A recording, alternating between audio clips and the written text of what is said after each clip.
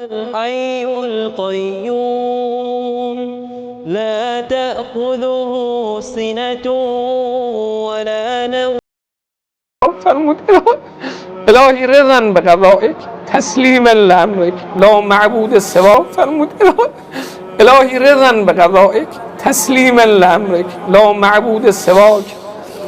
یا قیاس المستقیسین، خدایا حسین راضی است.